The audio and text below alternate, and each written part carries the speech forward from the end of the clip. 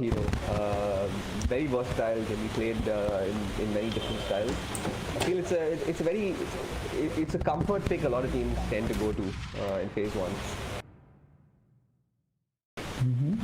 So it's like the Rubik pick, I believe, like, it changes the tides of a fight, like without you even thinking.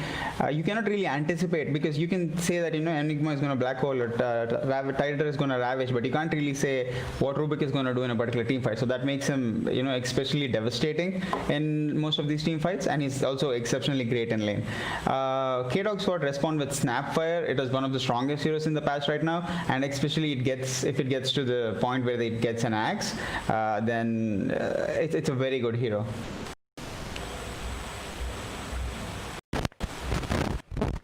Yeah, I think Random 5 again left out the Sand King from the pool. It's usually a first phase ban against K-Dog Squad. It was left through yesterday as well, and Karthik had a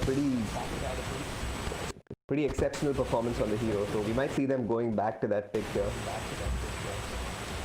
Yeah, I think like it's very good. Like if you are running this, so the thing about the Snapfire is it's obviously a flex pick. Like, people have been playing it in the middle lane, people have been playing it in the off lane, and people have been playing it on the support. So it's a very good pick, and they obviously did not ban the Sand King. And if they missed this ban phase, I am pretty sure K-Dog Squad will definitely pick up the Sand King.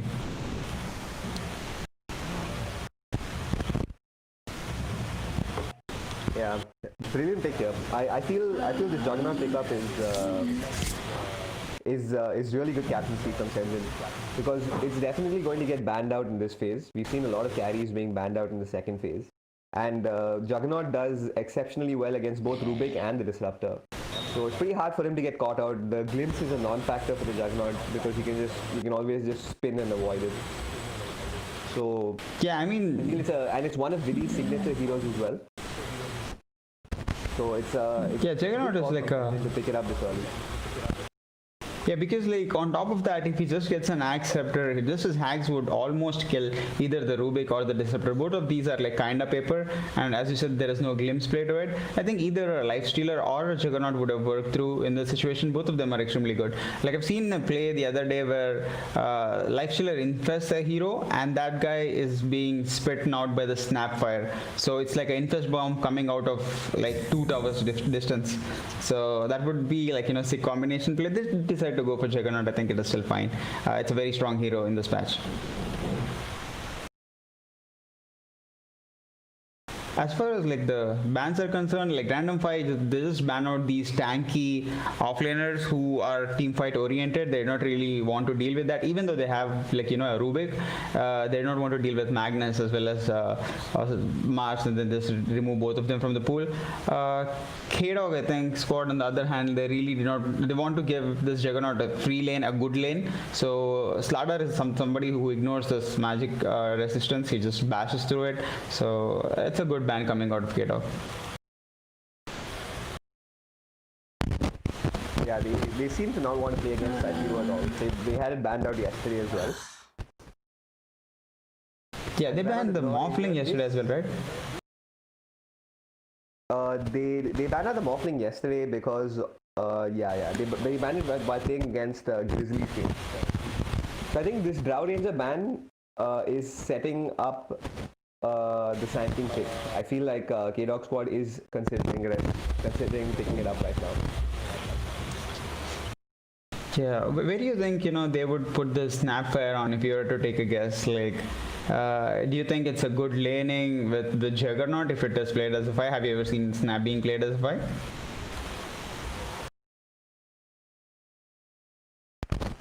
It could work, but I'm not entirely sure it will be played as a 5 here. Senjin prefers to keep his 5 picks for towards the end of the drafting phase, so we'll probably be seeing a 4 Snapfire. And random 5 just showing their hand right away. They pick up the position 4 and position 5. They're not doing any of these flex shenanigans. Instead, they're just preferring to go with like very, very strong laners. Both Rubik and Disruptor are very, very strong in their lanes. So I think like a Legion Commander would be good for a K-Dog Sword to remove the Lightning Storm from the Disruptor.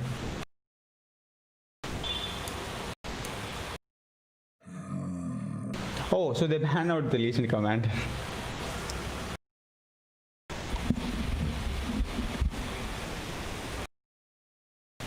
And the Chaos Squad banned Sven in return. A Sven and a Disruptor, it can be a very good lane versus any of the offlaners right now. Oh. Yeah, a Tiny coming out from the K-Dog Sword. So this, like when you're midway through the draft and you go for a pick like Tiny, your options become lesser as compared to if you're picking it up first. We don't exactly know which lane is this Tiny going to go, but if he's a mid lane hero, he can blow up all of these heroes. The Rubik, the Disruptor, the Pangolier, they all just die to this particular Tiny.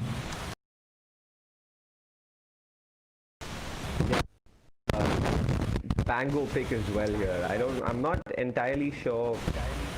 Like Pango does reasonably well in the laning stage, and but as the game goes on, I feel he's not gonna have as much impact for random 5 as they expect. But maybe they have a like a Pango spammer or something like that who knows the hero inside out. But do you think this Tiny still goes mid lane, or does he play as a support for K-Dog Squad? I think he should go as a mid because the amount of things he can do around the map is a lot. Oh, they have a puck coming out, so it should be a puck middle, I guess. No. Karthik has played a lot of puck offlane, like in the last few months. So they still have the option of putting the puck in the offlane and still sending that Tiny mid.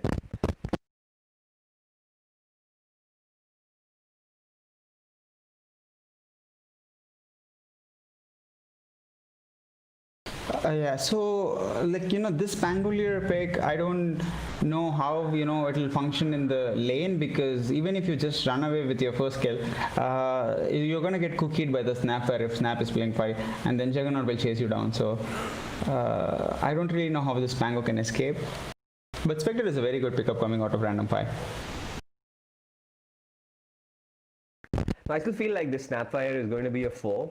And there's going to be a 5 pickup on the last pick here for K-Dog Squad.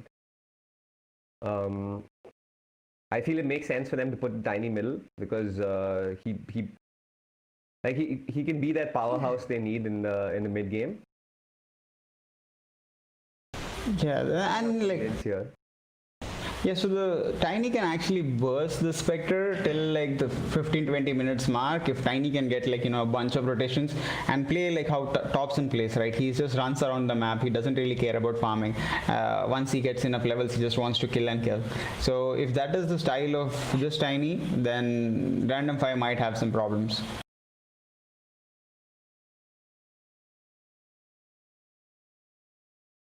Yeah, good mind games coming out from both teams. The random 5 ban Viper, and K-Dog Squad, they know that they're banning damage over time, and they pick up the counter for it, which was actually a Viper, which a hero that Viper can counter. So they take out the Templar Assassin. So good picks and bans coming out of the board teams as of now.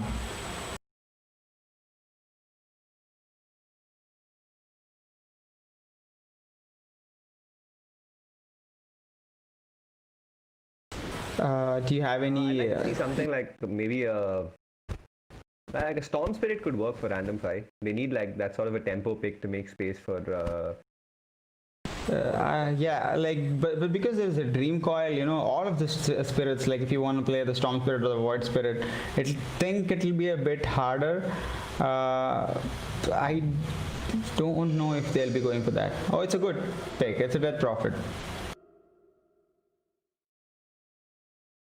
Yeah, so this Death Prophet can actually stand her ground. If somebody is like, dream coiling you, you could basically siphon there. You could use your exorcism.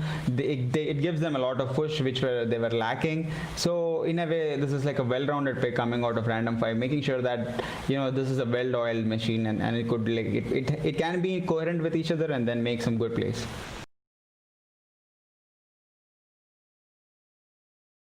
Yeah, the DP brings a really good toolkit to this lineup as well. So the AoE silence is really good. The siphon does very well against the tiny and the snapfire. And of course, the exorcism offers that push potential that none of the other heroes in the draft have so far. So I really like this Death Prophet pick. It really fits into that draft and completes it. Yeah, and the last second pick coming out of K-Dog. Oh, it's an R-Coordon. The cheese coming out at the last second from Sinjin. What do you think of the matchup though? R-Coordon versus Death Prophet. Have you seen it a lot, Kraj?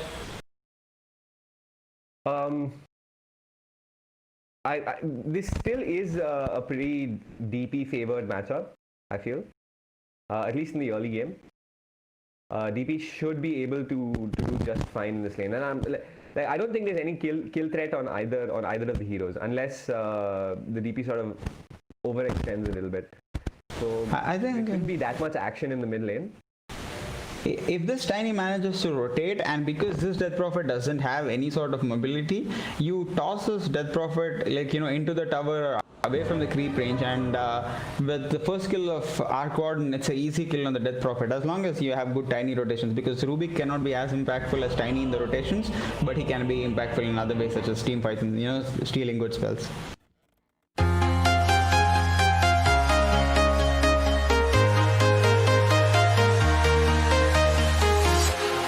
Walking alone, the streets are empty.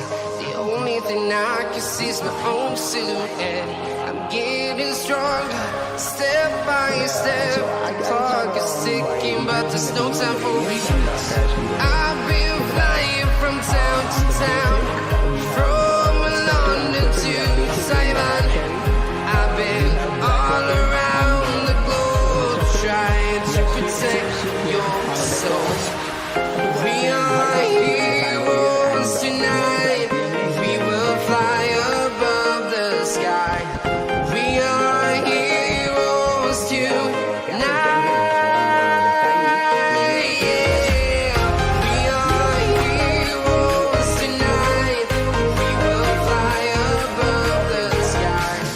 We are heroes tonight.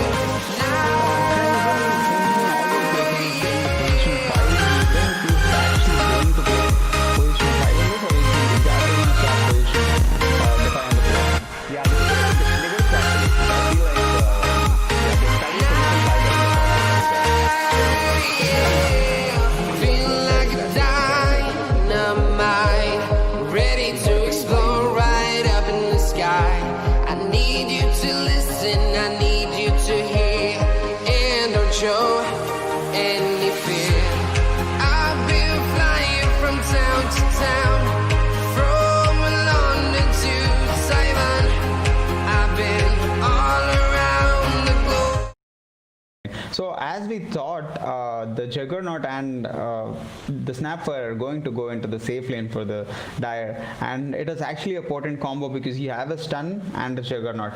Anytime you have a stun and a Juggernaut, it's a kill lane. And what are you looking against? Rubik, can he escape? No. Can the Pangolier go a lot of distance away? No. So I think this might be, a good lane going for the side of Dire towards their safe lane.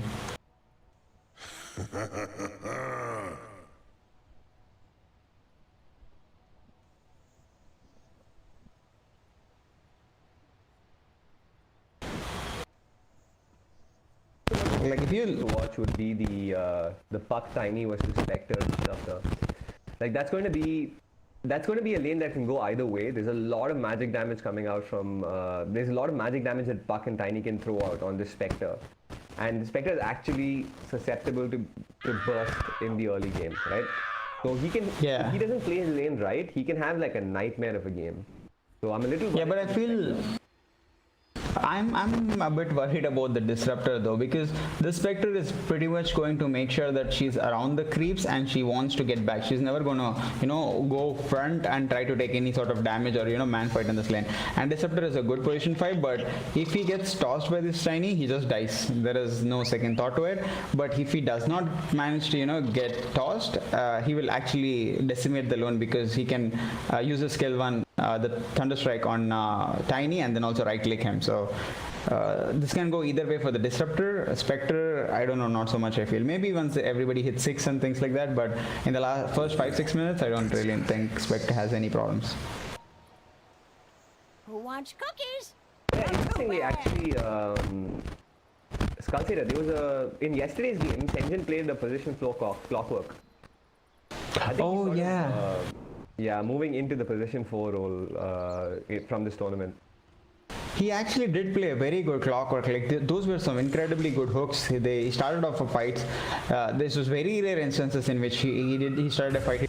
He did not have to start, and because of his initiations, they got extra pickoffs and they got a bunch of kills. So it's nice to see people rotating and also doing well on different roles. Look at this Disruptor. He has like 3 mangoes and he's going to spam the hell out of this Tiny.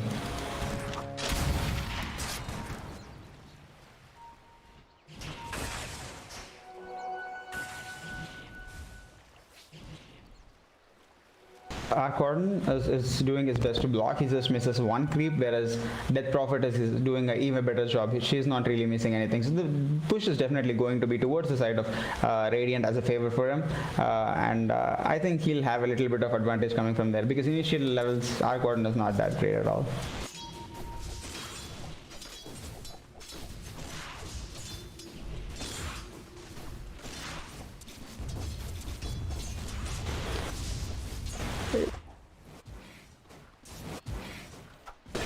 Yeah, towards the top lane. Okay.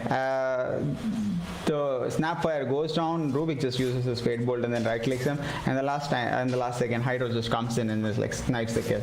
It's a very good start for an offlaner. And Rubik just Fate Bolts the range creep, so he's also getting EXP from it. It's not really a great start for the side of Radiant. For 1 minute, the Rubik just goes and blocks the creep camp, so it does not spawn. But there is a spawn for the large camp, so unless they push the large camp, they pull the large camp, I think this lane will go pretty well for the side of Dire.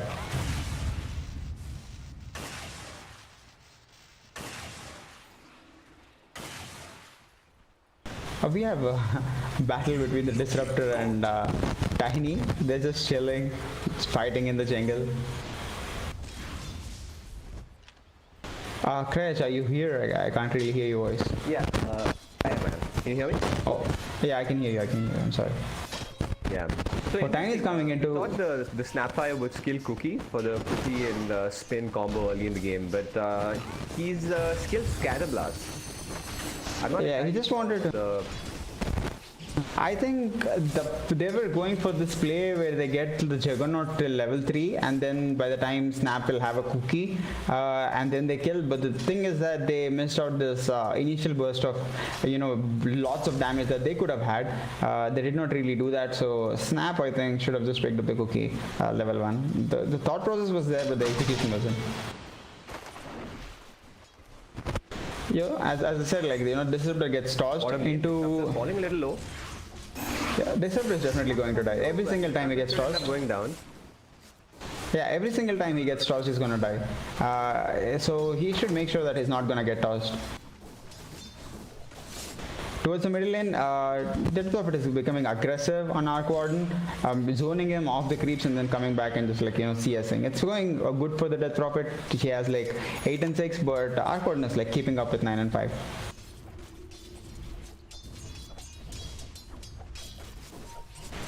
Spectre doesn't have any region on the bottom lane. That's like kind of hard to see, because now when the Tiny is like refilling everything, he's going to come back with his full HP and full mana, and then the problem actually starts. If the Spectre doesn't regen a bit before he comes back. So the Spectre started off with a ring of regen in this lane. It's a really smart move, I feel. So he has he has passive 6.2 regen, which is a lot. So he Yeah, it's one of probably the. sustain himself in this lane, and he has a new set of tangos coming as well on his career. So he should be just fine. He's playing this lane really well. Another toss coming in from the disruptor. There is an avalanche on top of him as well. I think he's gonna die. There is no way. Puck uses both of his skills. Oh, he misses illusionary orb, but connects with the silence. So another death for the disruptor. There is no way this disruptor survives unless he stays back. He only has to use Q. If he goes for his right legs, he's definitely gonna die. Towards the top, I think now is when they can start to kill.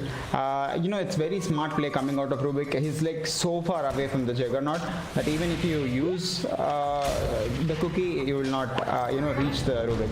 But now he does. They wanted to kill and he reaches Rubik, and there's a spin coming on top of Rubik, and the other side, the kill is happening on, Snapper. Oh, this lane is going bad towards Spur. We recognize the opportunity to jump the Snapfire. Oh, beautiful courier snipe by the Rubik as well. Yeah, it all started with, the courier knife coming in from the Snapfire. Oh, in the middle lane, it's a solo kill coming out of Arc Warden. And with that, he hit 6. No, the Tiny rotated mid lane. The DP managed to kill the Tiny, and Arc Warden traded out DP for it. So. Oh, then it's a okay trade for both, I think. 5-minute runes are coming up. Snap gets 1, and Tiny is gonna get 2, I think. So the Radiant only has 1.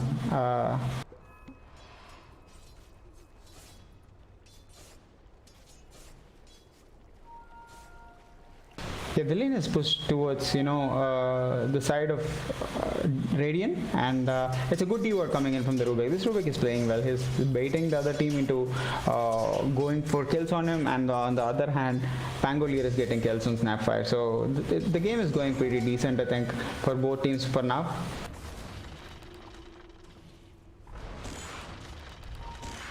Oh, they are going on the Spectre. Tiny is waiting to combo him. Spectre doesn't have a lot. Spectre is playing so well. She's making sure. Yeah, Spectre is not staying in the range. And then Tiny is pretty much going to go down because of one more right click coming from him. I don't think he'll even survive this. There's a Spectral Dragger coming, and then that just like finish off the Tiny. Just stab him in the back. Yeah, towards the top, they're trying to. Yeah, they're going on the Snapfire. I think Snapfire is going to go down because that is a level 3 splash buckle coming out of the Pangolier.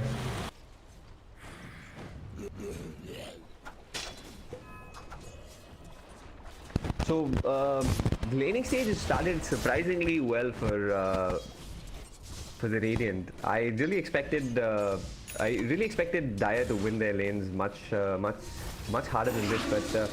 The Spectre is getting really good farm, the Pango is getting really good farm, the DP is also doing pretty well.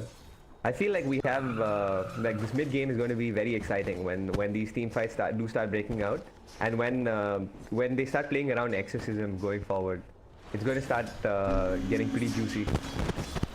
Yeah, and like I expected we expect the Juggernaut and the Snapfire lane to no, I think they're gonna kill. This is pretty much an easy kill. Oh no, that cookie is definitely going to save. And then he's gonna turn within his ultimate. I think this Juggernaut is going to die. Things are going from bad to worse. Oh no, he misses his swashbuckle. Who is going to die? Oh, there's a healing orb coming out of the Juggernaut. That is a little bit of a misplay coming out of the Pangolier. Otherwise, he would have had the Juggernaut kill. If the cookie did not happen from the 6 parts of pain, probably wouldn't have been the case. Bangalore would have died. So things are going back and forth in the top lane.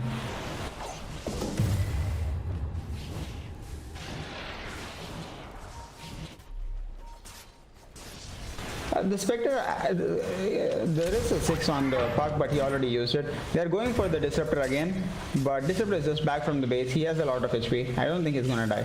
If he hits a dagger on the puck, puck might die. Oh no, Disruptor is so low. 1 toss and then he dies. I think Disruptor is going to die.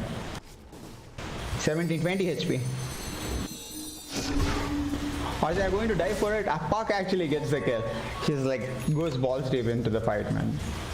The lane is going well for the offlane. The unexpected is happening. Both the offlanes are doing well for both Radiant and Dire. Exorcism popped up by the Death Prophet. She's tanking the illusion runes, killing off the creep waves, making sure it does damage to the towers. I don't think this Dark Warden can really stand. Puck actually has a coil. Crash, what do you think about the Puck's build? She has like 4 levels of silence and 1 level of Q and 1 level of E. What do you usually see Pucks going for this? Yeah, especially given her lane against the Spectre, it is a lot of damage. It's 280 damage at level 4. It's the same. Usually you either go illusory or max, or you go waning rift max, and I think it's very good utility this game to go for the waning rift max. The silence works really good versus either style works. Yeah, it is very good versus their heroes. They don't really have anything to counter the silence. Like if you silence a Juggernaut now, he doesn't. On top, there's a rolling boulder coming on top of Pangolier. If the 6 paths goes back in, he's definitely going to die. He goes back in, but they decide not to chase anymore. Tiny is slowly walking up. He wants some kill. He's level 4 right now, Sinjin. Even if he combos, nobody's gonna dive. I think he is spotted. Is he spotted? Yes, he is spotted right now. They're gonna toss back the Rubik, and there's a Scatter Blast coming in, and there's a right click coming in from the Juggernaut, and they just die. There's a 10-minute runes are coming up, and this is a good rotation by Tiny. Now they can secure like pretty much 3 or 4 runes on the back of it.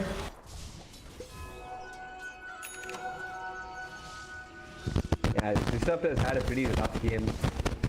He's 4 out of his 5 team deaths. Snapfire, slightly out of position. Oh, there are like 3 people going in. Silence coming out, some AP. He does have a regen rune bottled up. Healing up a lot through the Spirit Siphon. The Arc Warden falls as well. Yeah, everybody dies. Like, so the haunt was something they were not expecting. They really wanted to gank the Death Prophet. The problem is that she actually has a Spirit Siphon, and because she had a regen rune, she is healing up to max. They have an Exorcism. They also have a Catapult. So if they decide to push a T2, they can. They can't really kill the tower, but they can do significant damage to the tower. Puck tries to go for the deny, but doesn't really work. He just gets the Swift Blade.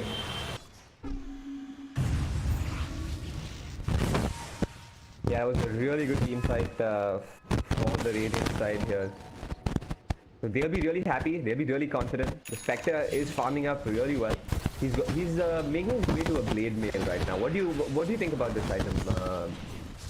I feel the Blade Mail is good utility, but not particularly good against the Dire lineup.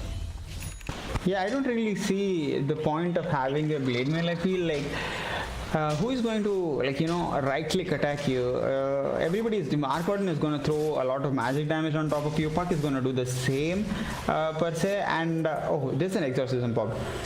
Tiny is also going to do the combo from a Blink Dagger, so I don't really know how much this Blade Mail will help you. So they're going to get a top tower. After a good fight, they actually kill one of their heroes. Like the Sage of 6 Paths, it hasn't really been like a good game for him. He's been like dying, and I think he's just trying to get his level 6. He at least has an urn on top of him, so that's a bonus point for him. Dire team are setting up on the bottom lane. They have the ultimate of the Arc Warden. That Tempest double just like runs out. So it's still there's a javelin delivered right to him. So this Arc Warden has 82 CS. Compare that to the next highest, which is 67. So Arc Warden is farming extremely well. Juggernaut started off like kinda on a bad note, but he's coming back into the game. But Spectre I feel has like more value as of now on the Radiant team compared to anybody else.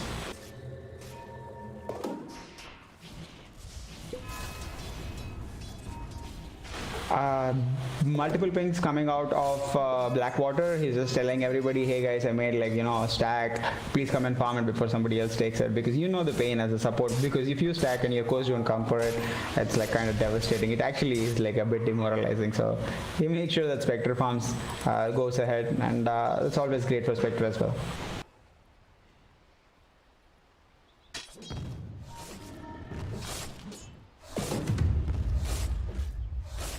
If you look at the net worth, see what this Spectre builds up after this Blade Mail. Do you think he's going to go into like a Manta, Diffusal, Abyssal, that sort of a item progression, or do you feel like a Radiance still makes sense? I don't really know much about the Radiance part. I think if you... Oh, there's a double kill coming on the bottom. I think like if you go for... I don't think you would go for a Radiance build here because you really want to stun the Juggernaut. Like what do you actually have that goes through BKB unless like Puck gets a axe, right? So it is basically Spectre who has to stop the Juggernaut from stopping him from spinning. And if you actually have like a Manta style and a Skadi and a Abyssal Blade, you can actually stand and fight the Juggernaut. So I feel, a right-click build is much better than the Radiance one. A fight is going on the bottom. Disruptor takes a lot of damage from Puck. He drops in a static storm but doesn't really hit anything. There's a cookie to the high ground. Is he going to TP out? Oh, that is a great play. Oh no. There is, he places, Ruby places an observer award on the cliff and then picks him up. That is a very good play. He also gets a cookie on top of it. So a nice steal, a nice kill. But really good try coming in from the Snapfire.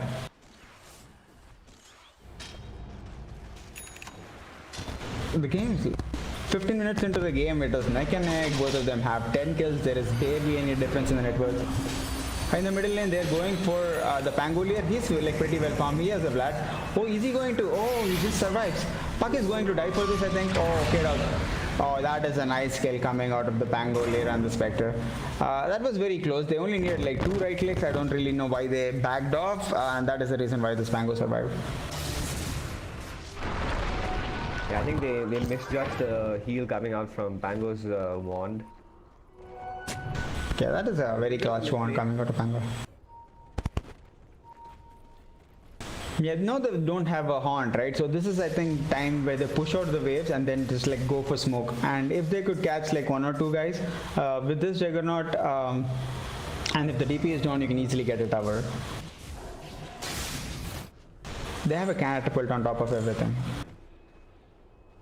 Oh, blink reveal coming in from this perk. I haven't seen his blink previously. He probably purchased it like a few minutes ago. So the kind of initiation that the Dire team has is like very good. There's a blink perk, there's a blink tiny. You would think Radiance is good in this case for a Spectre, but not really because Radiance is, kinda nerfed a bit compared to the right click items, and you have more DPS if you go for the right click build. Oh, it's actually queuing in Ayasha Spectre, so yeah, she's actually going for the Manta style.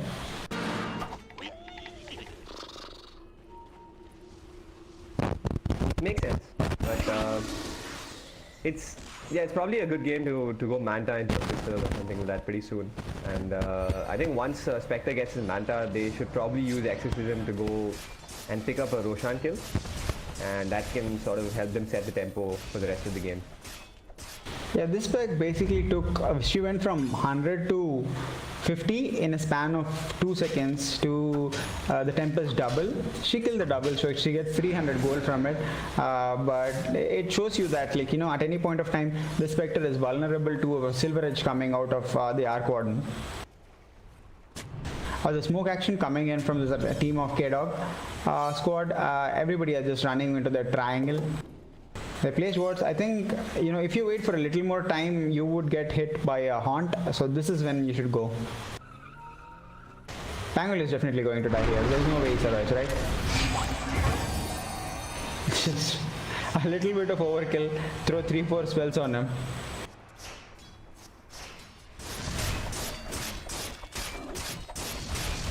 Oh, another Tempest double. If this goes down to Spectre, that's okay. Fortunately, it did not. Otherwise, that would have been like 600 gold going to the Spectre. Walk straight past the Juggernaut there, who's TPing. It's just... That could have been bad. Like, it's just blinded by fog, which is like quite unfortunate. I feel like the Juggernaut's like, it's only like 90 mana, and you have, stat items and like mana clarity. So you just have to go for the spin TP every single time, I feel. I think this Puck is going to escape. There is no way they're going for this Puck. Oh no, there's a Dream Coil. Oh no, there's a glimpse coming in from the Disruptor. That is a very nice catch coming in from the Disruptor. They take out this Puck. Tempest Shuffle is going to go down anyway. Another 300 gold down the drain. But let's see if this Tiny can survive. No, there's a Spirit Siphon on top of him. There's another Spirit Siphon on top of him. Cookie takes him away. But is he going to have a glimpse? The glimpse is in 10 seconds. But the horn comes in from Spectre. Spectre is instantly half HP. This Tiny is definitely going to die. The glimpse, he has it on CD for one more second. Oh, this Radiant is making like bunch of moves which are kind of hurting the Dire side, but the Battle Fury is picked up by the Juggernaut. I think the Radiant's draft is slightly on a timer here, because once this Arc Warden and Juggernaut, both of them farm incredibly well. I feel like they can just... Oh, there's a 4-man coil coming in from the fur, and 4-man silence, and 4-man Mortimer's Kisses. They just eliminate everybody. That is a beautiful team fight coming in from the side of the Chaos squad. Oh, that is an insane dream coil. Nobody were expecting the 4-man coil there, and just take everybody away. Fortunately, the Spectre does not die.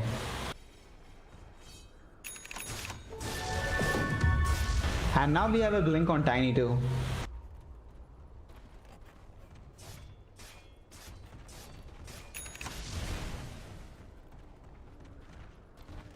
They are getting a middle tower too. This Puck has done a lot of play. He has actually a DD on top of him. Is he going to die for another glimpse? Unfortunately, the glimpse was like not closer to him, a bit away from him, so he could not drop that static storm over him.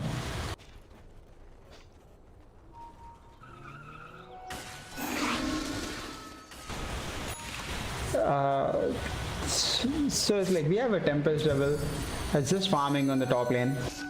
We have a Tiny who's just going in. Oh, Tiny went for the combo, but Pangolier instead, he just uses his ultimate. Is he going to kick it? Oh my god, dude, that is like, he survives on 100 HP. Is he really going to survive? A Fate Bolt will kill him, but no, between an Urn Charge and a Healing Salve, this Snapfire will survive.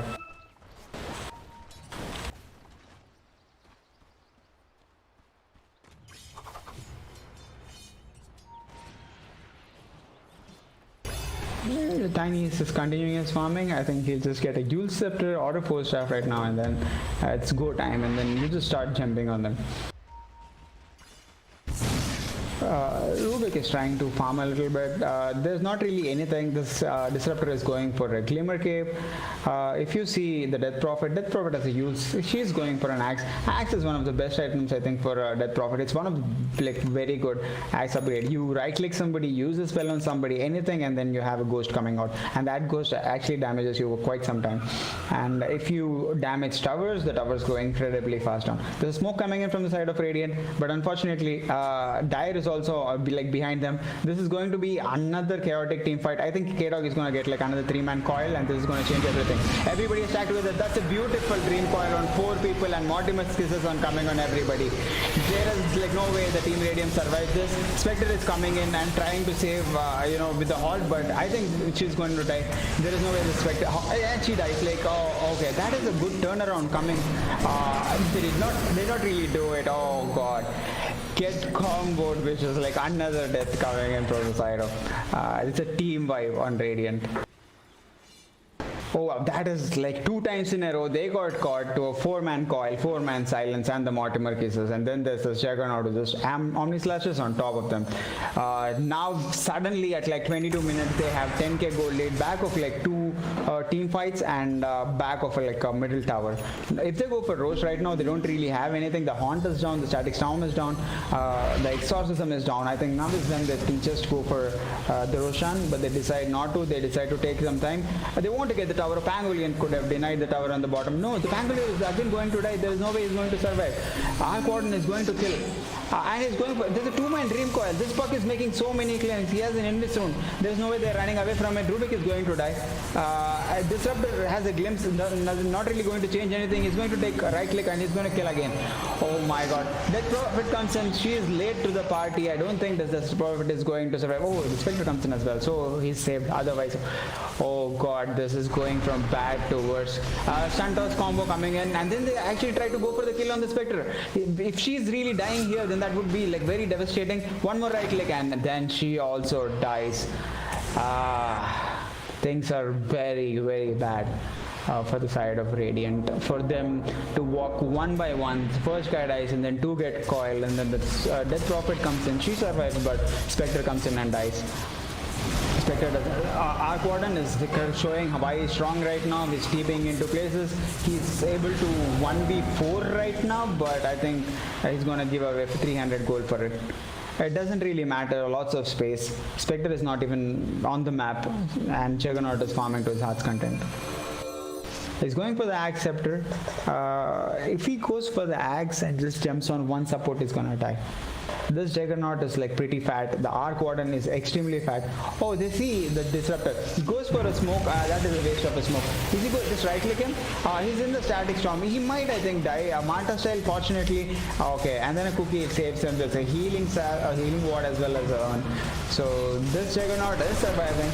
I think like, oh no, Rubik is going to die. This Spark has made so many plays this game. Mortimer's Kisses, he thought he got more than one, but unfortunately he did not. Mortimer Kisses goes to waste. It's a Blink Dagger coming on top of the Arc Warden. He's really going to stand and fight? There's no way. He's definitely going to go back. Even the bottle usage is like pretty inefficient because you have damage on top of you, and then the Ghost comes and hits you. Okay, it's 18k and 19k gold lead for the side of Dire. And their heroes are very mobile. They have a lot of catch. The Spectre is very far from carrying this team. Skadi at like 32 minutes or so. It's kind of hard.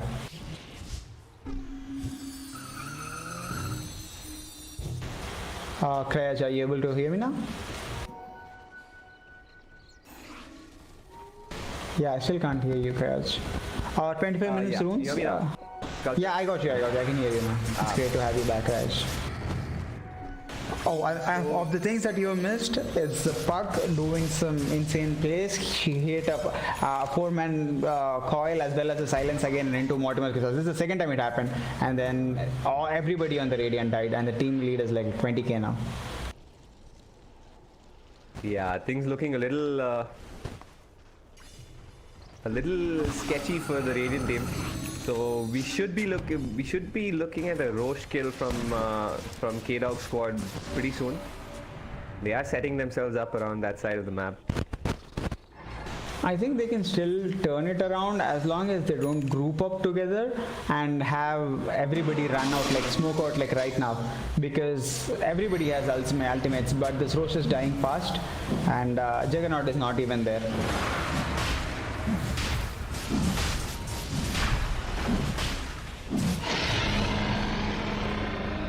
Yeah, Roche goes into the hands of the Juggernaut. This Juggernaut is quite fat. He's like very close to his Aghanim Scepter.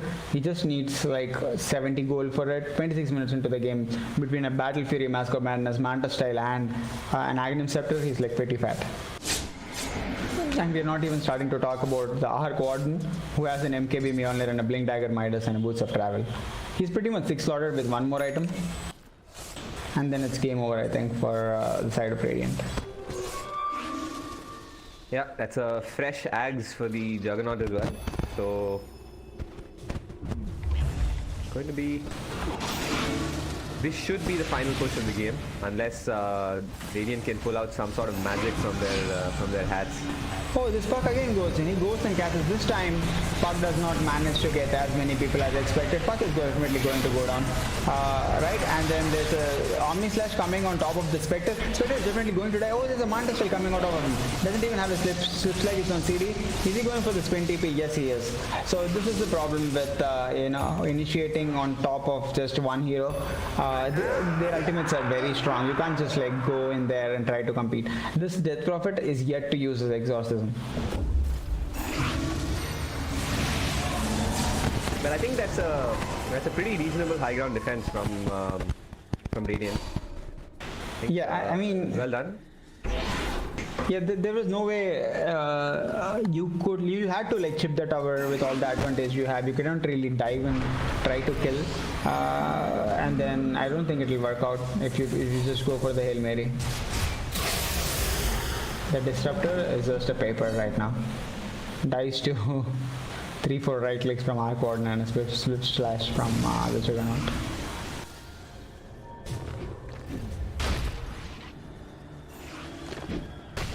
Yeah, you have ample time, and this is all you gotta do. You gotta go in with your Arc Warden, use your bubble, just right click them, and try to do as much damage to the towers as possible, because it's not really going to fight if it's just the Arc Warden's Tempest double.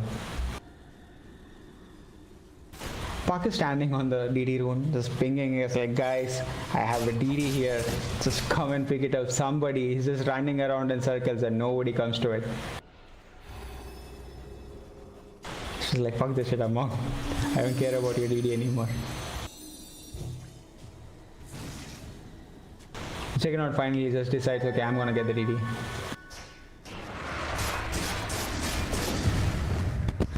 Yeah, so he is still available for another couple of minutes for this Juggernaut. He has a double damage rune as well. This is probably the time for them to force but the high ground push. The way they're pushing, like, it's kind of awkward, to be honest. They push the top wave, they get the tower to like half HP, and then they push the middle wave, they put the tower to like 2/3 of the HP, and now they're pushing the bottom lane. If they now when they have an Aegis, they put all of their resources. Oh god, Arc Warden just solos the Spectre. And because of the Scythe of Vice, Spectre wasn't expecting it. Arc Warden, as soon as he got Scythe of Vice, he just went for the kill. Like, he recognizes his heights. Spectre got back, there's a Haunt coming in, and they kill the Puck again this time. Juggernaut is way, and I don't think Juggernaut is going to survive this. He's definitely going to die. And he's going to die another time. Still has Omni Clash though. Uses it. They're running to... It's able to pick off. It's very hard, I think, for him to survive. There's no way he's surviving. He was like, okay. But the Hex comes out on top of the Rubik, and Rubik is going to die. They might really try to take the fight without the Juggernaut, because the highest net worth guy is actually Arc Warden. Is Arc Warden trying to run? If they kill this Arc Warden, that would be like extremely good. Oh, that is 924 gold. Oh, the Radiant team just tried to kill them inside their fountain. I think that was a poor choice. Now this is the second time that the Juggernaut was like on the fountain. It's kind of simple to just spin and hit the tower, but they decide to jump a lot, like push a lot, dive T3s, T4, so it wasn't really working out for the Radiant, for the Dire. Yeah, that's too much of an overcommitment there, and I think that gives Radiant a ray of hope here in this game. Big kills coming for the Spectre and the DP, and feels like they have some sort of an entry back into this game now. Yeah, there's a glimpse coming on top of the Puck, but the Puck just puck outs and blinks away. Death Prophet tried to silence, but it did not even hit. Even if it hit, nothing would have changed. Tiny TP's in, but I don't really see what Tiny can do at this point. They just have to play safe. The Radiant can still come back into the game purely on the factor that they have a Spectre and a Death Prophet who is farmed enough. The difference in the net worth in these mids though. Death Prophet is sitting at around 14k, and over 11,000 net worth is where Arc Warden is at. The power of two Midases, man. The things that it can do.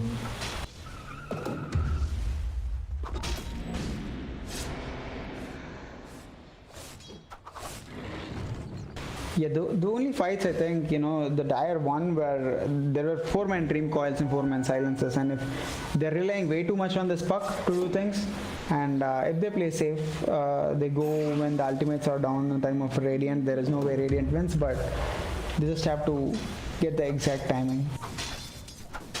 What do you think, you know, who has more advantage in this game now, do you think, Kretch? I think it's still K-Dog Squad's game for the taking. They don't need to do anything fancy, right? They just need to walk up, spin, hit the tower, like let the Tempest double hit the tower, and you're eventually going to win the game. Just don't, like, the only way they lose the game is if they throw it, like the last couple of fights that they've taken. So you still have an opportunity. The game is still firmly in your hands. Just don't throw it. That's all that needs to be going on in like in Senjin's head right now. K-Dog actually picks up Aghanim Scepter, so this is very good against like any team. because you just can't move. There's no way, and there's nobody building BKBs. I think on the side of Radiant as well. So it's not really a BKB piercing, but it's more of a damage. It increases your damage too, I think. So and the stun duration is also increased. So this axe is a very good pickup from this pack.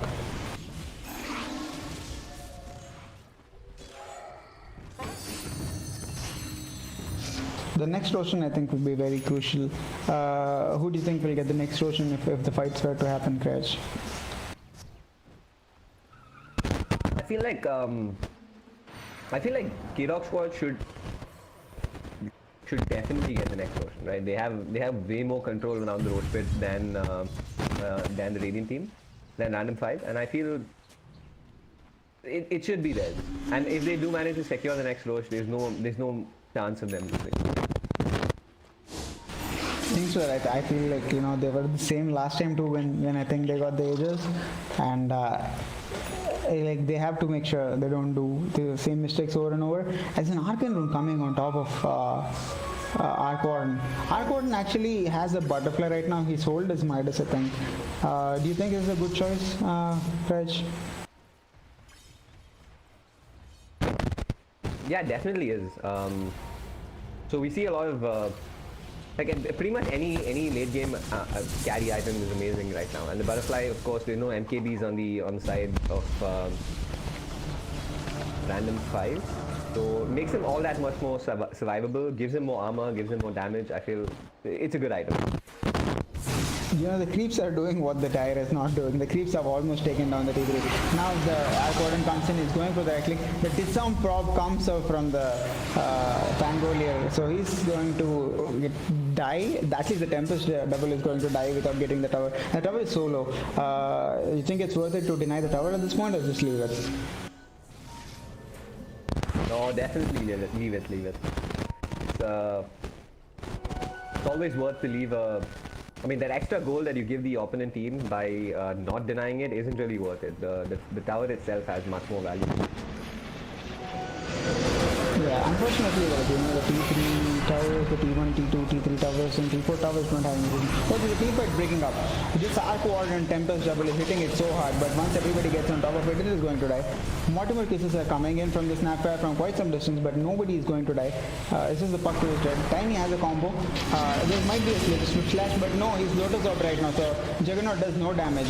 He has his Cardi. Tiny is going to die. And they might even turn at this point. They might even get the kills. There's a glimpse, there is no spin on him. He Manta dodged it.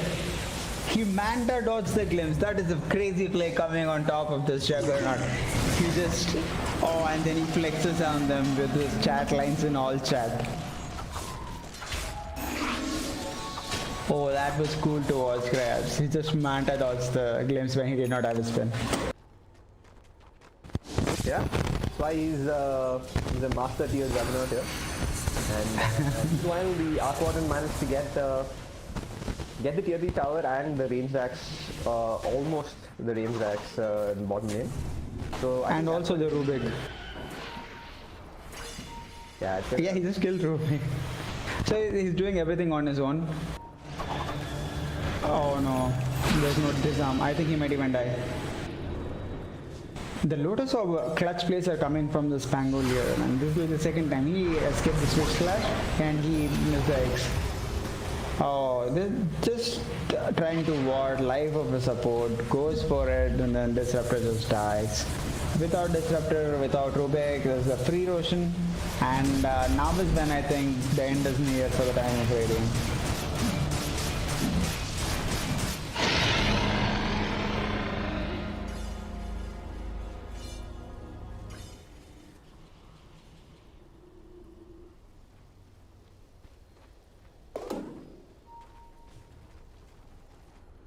Oh, there's Princess Knife.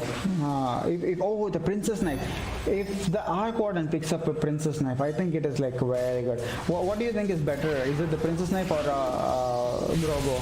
Okay, on an Arc Warden. Definitely the Princess Knife. Like a double head. It applies with it and double as well. Yeah, there's a 2-mile coil coming in from this puck, and Mortimer cases start raining from the top, and he just dies. The Pangolier just dies. Pangolier bites back. Haunt comes in, and he does not really haunt. He haunts in actually. He Manta dodges the first kill of Arc Warden. He really escapes, and the Omni Slash just goes, but he only kills the Disruptor with the Omni Slash, so he's going to die. A Tempest Double is coming in, but Tempest Double will die in like 3 seconds right now. Is this Juggernaut really strong enough to kill one more? Oh, he just goes for the Swift Slash on this Death Prophet, and Death Prophet dies. Another buyback. K-Dog is definitely going to die. There's a toss out coming in from the Tyze. That is a beautiful toss. A Blade Man, I don't really know how much it's going to do. They just use the Lotus on top of him, and then you also use Glimmer Cape on him. They make sure that the Spectre is alive. 2 buybacks, but I think it is well worth it. You burn the edges of the Juggernaut and make sure they do not push high ground. Spell Prism coming out on top of for the Team Dire as well, and I think Puck would left this item.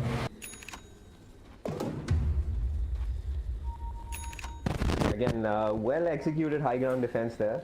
Did cost him a couple of buybacks, but I'd say it's still positive sign for the Radiant team. Spectre chasing a little bit. Are they really going to try and fight? I think this Tiny, oh, he escaped. Sinjin is out of there. Rubik has a steal of Spark Wraith. He will get vision because of it, but unfortunately the creeps tank the Spark Wraith. Taunting and walking away from there, the snapper. It's finally getting into the groove.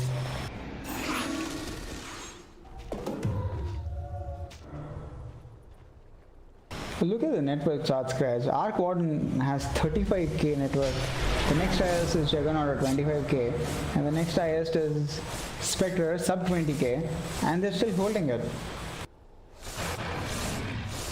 I mean, you must also realize that Arc Warden is holding on to 5,000 gold like without using it. He's pretty much like 6 slotted right now, so you can subtract that 5,000 gold from his net worth as like, you know. Like the actual amount of items he has is 30k. And he chooses to hold on to a Spell Prism here. So reduce cooldown on the Tempest Double. Makes sense. Yeah, and then he goes and kills the Pangol on his own with his Tempest Double, so that's great. Dieback of Pangol as well, so he doesn't have buyback for another 5 minutes. So this could be the opening that they were looking for. Yeah, and then there's a DD on this Juggernaut, man. Oh, that's a nice toss out coming on this snapper. He just dies in like 2 seconds. Racks are definitely going down at this point, I feel. Is he going to pop Exorcism? There's a Hex coming on from this Death Prophet. Death Prophet is definitely going to die here, I feel. There is no way she's surviving. She's dead. And another toss out coming out of this Tiny. But unfortunately the Avalanche does not connect, so Spectre just walks away from there. Another Swift Slash, another kill. He's just using D to kill a person. I think this is definitely GG at this point. Yeah, no buybacks in the side of Radiant. Spectre has got nothing much to do. She has a haunt. She might haunt in at any moment now, but it is not really going to change much. Sinjin with the BMs, man, is just dropping all items, and everybody are dropping all the items. Is he going to pick up some items at least? No, he just wants the kill. Tiny, is he going to toss someone? No. So that is a 3-man silence, but nah, it's already over.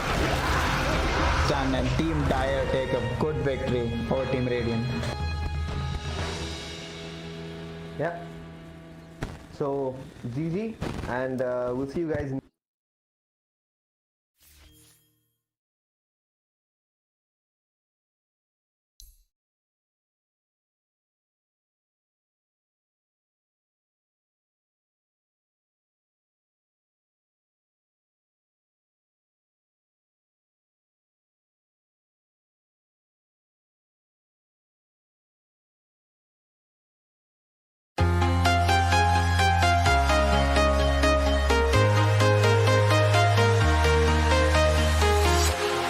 Walking alone, the streets are empty.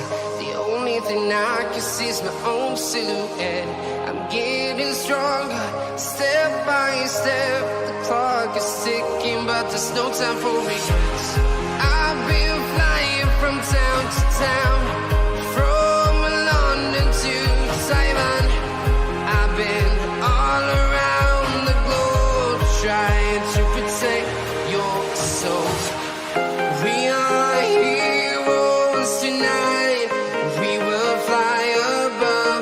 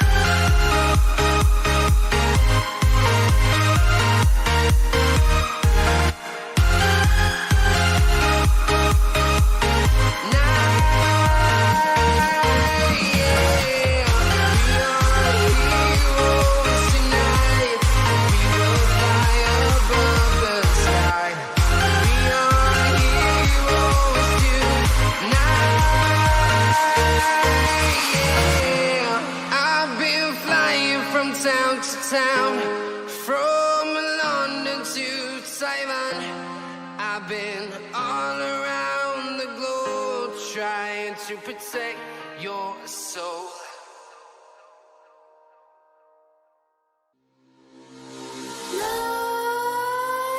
Nightmares creep while you and me repeat.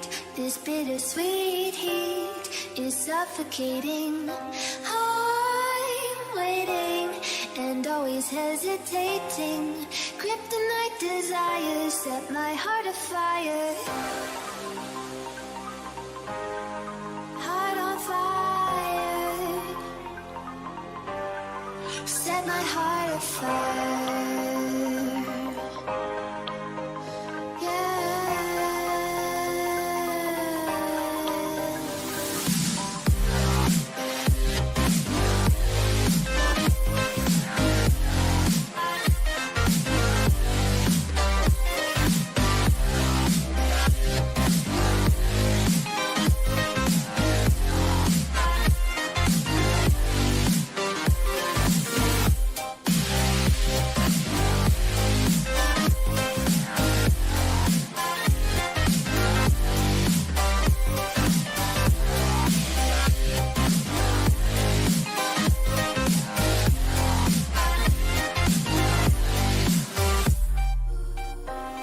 With crimson secrets and forbidden bliss, can't stay still, don't stop that thrill.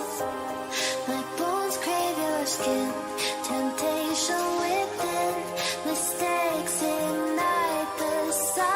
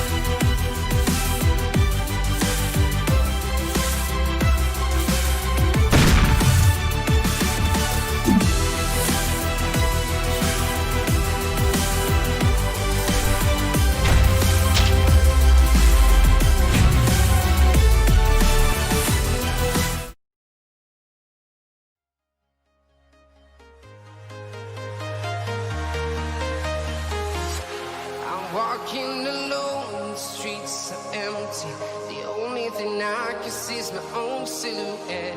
I'm getting stronger, step by step. The clock is ticking, but there's no time for regrets. I've been flying from town to town, from London to Taiwan. I've been all around the globe trying to protect your soul. We are heroes tonight. We will fly above the sky. We are heroes tonight. Yeah. We are heroes tonight. We will fly above the sky. We are heroes tonight.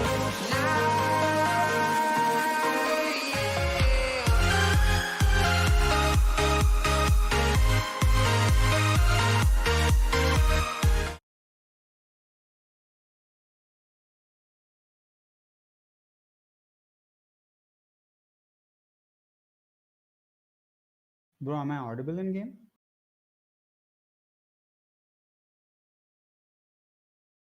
Fuck, I don't know what happened.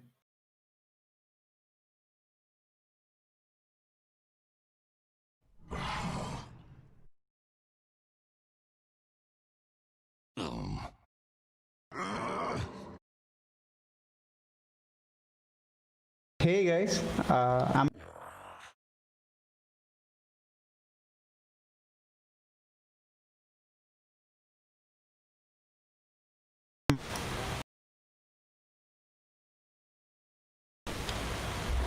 hey all, welcome to the second game of K-Dog Squad versus Random 5.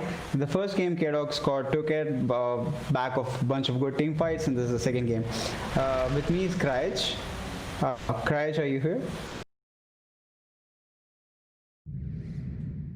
Alright, before we have the other caster coming in, I'll just start with the picks and bans.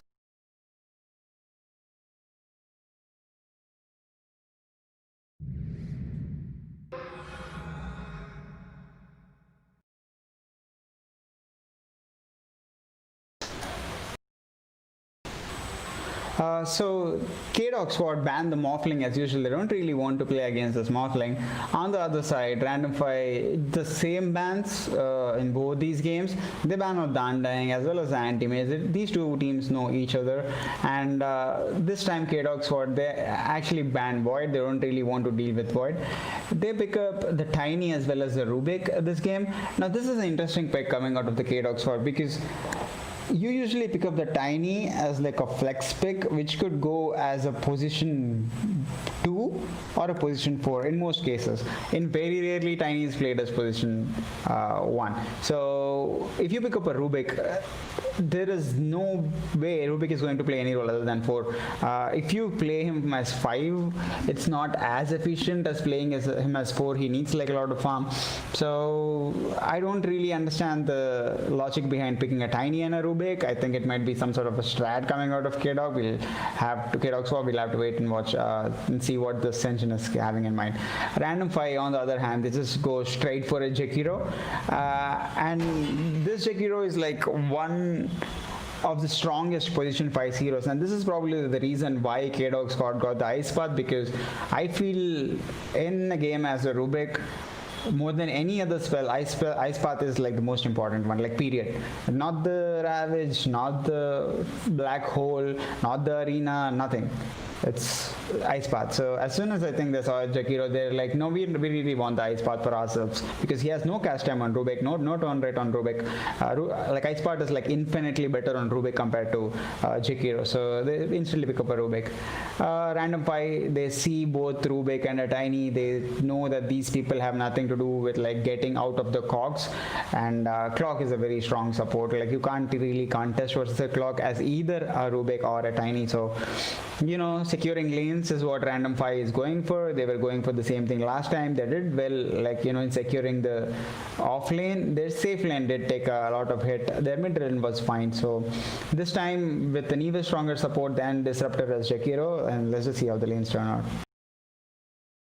The K-Dog sword, they ban Life Stealer. They don't really want this Life Stealer clockwork bomb that could like destroy Tiny, destroy Rubik, or any of the other paper heroes.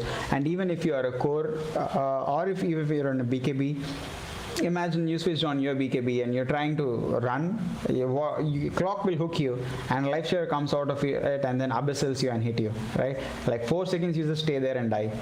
So it's a nice thing to remove the life stealer. Random 5, they saw the way Arc Warden has played last game. It was a huge nuisance, and his net worth was like twice as much as the others' net worth, almost as twice, like at least like 1.75 times as the other mid. So they don't really want to deal with the Magnus, the banner. So they don't want to deal with Magnus. They don't want to deal with the Arc Warden. They ban both of these heroes. K-Rock side, on the other hand, take out the Spectre, one of the strongest hero in the meta right now, and they also pick out this ladder because it is a very strong offlane hero, and few carries can only stand versus it. I don't really think even heroes like Terrorblade, who have so much armor, really want to take all that physical damage bash hits. And so the physical damage amp is also like extremely dirty to play against. If there is a PA or something like that, you just like die in seconds. So they take out this ladder. Random 5, Dro is taken out because Dro builds a Hurricane Pike, Dro builds a Force Staff, and it escapes from the cogs. Dro, like Jakiro has got nothing, and Dro really, like by the time it swings its wings and tries to Ice Path him, Dro is out of there. Oh, Random 5 securing their team fight. Mars is like one of the strongest heroes in the patch for offlane right now. If you have Mars, if you have like Arena, like these are some of the abilities that like change the tide of the fight. If you have an Arena, or if you have like a call down, if you have the Ice Path, like you can actually change the way the fight is happening. So Mars is like a very good pickup coming out of the Random 5. It's a solid pickup, it's a strength core, but all three of them are strength core. So what if K-Dog squad picks up a Timbersaw? Hey Kraj, nice to have you back, bro. Yeah, I think this puts K-Dog squad in a spot where they might be forced to pick the Phoenix here. It hasn't been banned out. So what would be running through Senjin's head is, do I let the Phoenix go through? Do I, but where exactly would you, see the Mars could be played mid as well. We've seen that a bit, but this sort of really strong combo, this Mars Phoenix combo is still available for Random 5 to pick up. Do you think it's a possibility? Putting the Mars mid, picking up a Phoenix as your position 3, trying to work with this sort of wombo combo, Mars into Phoenix into Macropyre. I think the wombo combo is good if you did not pick the clockwork. Like if there is no clockwork there, and putting in a Phoenix is like extremely good as a 4. But once you have clockwork in there, it complicates things, and there's no point going for the wombo combo if like that is your entire game. People just BKB out of it, like this Sven. I think he can even stun with the axe and get out of the arena. The clockwork pick kinda, yeah, it doesn't really make sense for them to have the clockwork as well as the supernova there. Yeah, they could go for something different too. They could go for something like maybe an Invoker. Invoker gels really well here. Put it mid. Synergizes really well with Clockwork's cogs.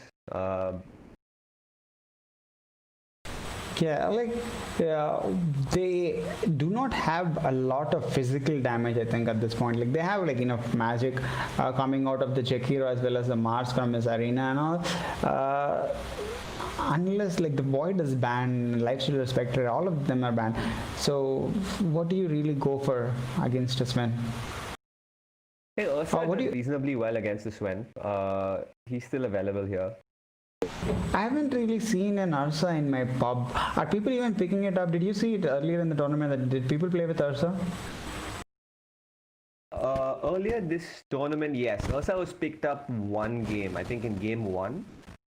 Ursa was picked, but they lost, unfortunately. Yeah, but the Troll Warrior, yeah, this solves the physical DPS issue. There is no more problem. I think for the K-Dog side, Timbersaw here would be like very good. the 3 strength cores, you can melt all of them with their timber, and unless a Stroll builds a diffusal blade, you don't usually kill a timber. So at least in lane with your right legs, puny right legs, timber so doesn't even care.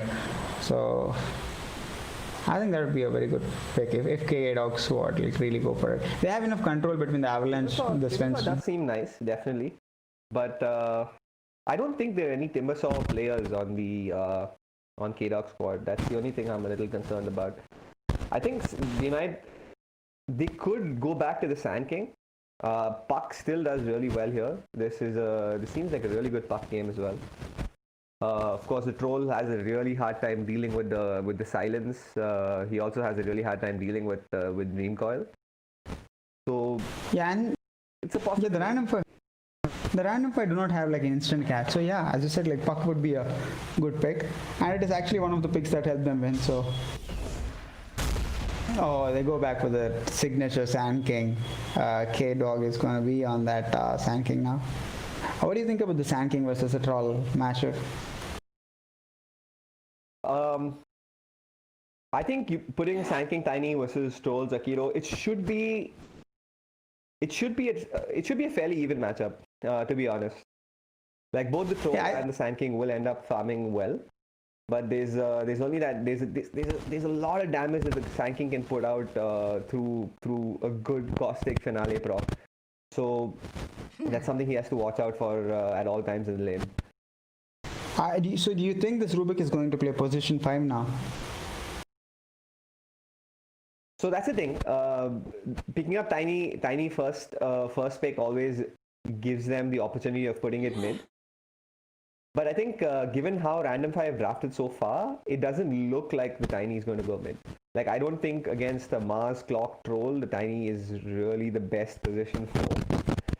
It's the best position 2. So I think you keep in position 4, you put the Rubik position 5, and you pick up a really good tempo setting mid for yourself as your last pick.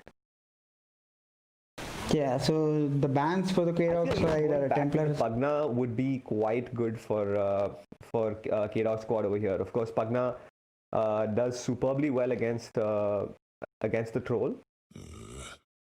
Yeah, the only problem I see is the Clockwork man. If there is a good Clockwork player, he'll destroy a Pugna. Like there is no way as a Pugna you're standing there and sapping life and a Clockwork will not get you. As long as the Clockwork knows his priorities and he knows whom should he go on, it's kind of hard, like fighting versus a Clock as a Pugna.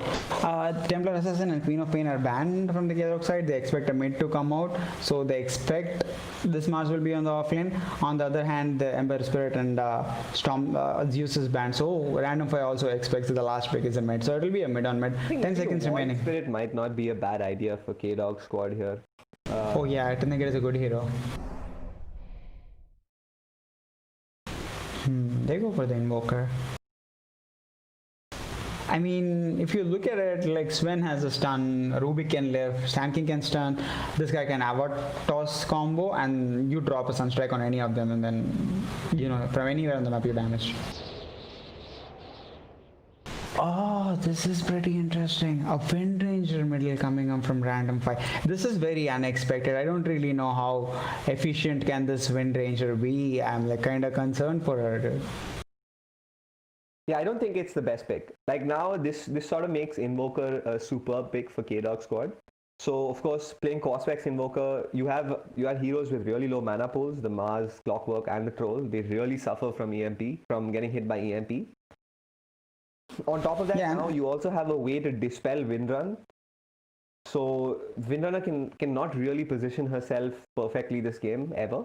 So she can't really dive the Invoker at any point of time. Invoker is going to be able to just dispel her Windrun by using Tornado. So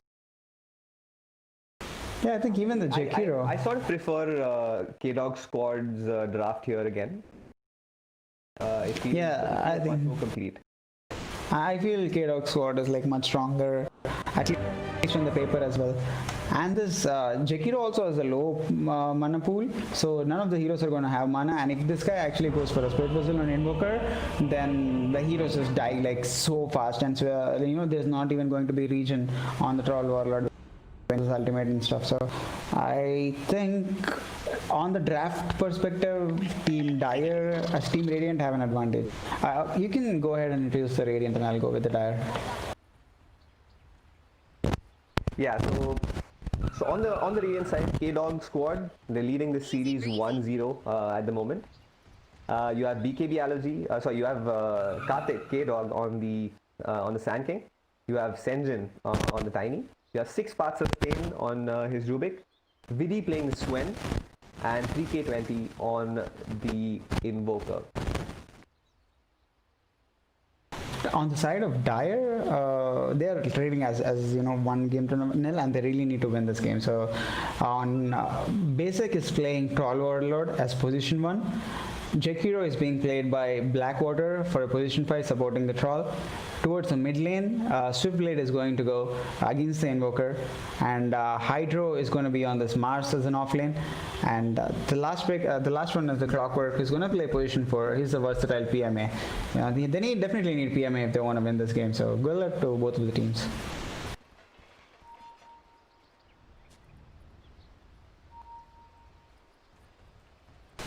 There are pings coming out of Roche. I don't know why did two people think they're in the Roche. Is level 1 Roche even a thing? I don't think level 1 Roche is a thing anymore. And they don't really have any heroes to even tank it. Yeah, it's definitely not a possibility for this draft.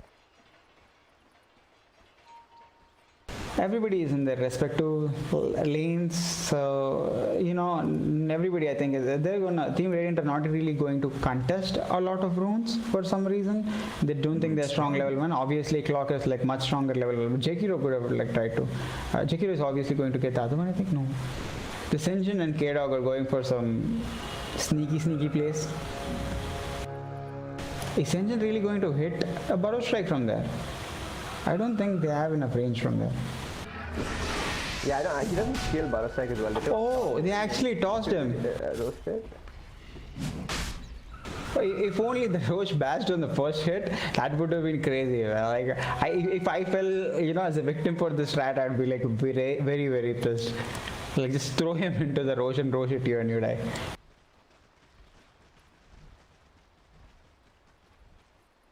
Mid lane Invoker this time doesn't really have the block, but Wave is already in the tower.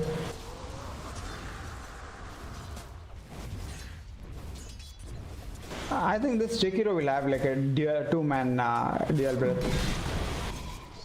Oh no. Are they really going to miss the rain CS? I think they're going to miss the rain CS. Oh no, the Sandstorm gets it for the Sand King. Yeah, so level 1 Sandstorm from K-Dog. You don't see it that often nowadays. People do like to go for that caustic, push the lane out early into the game.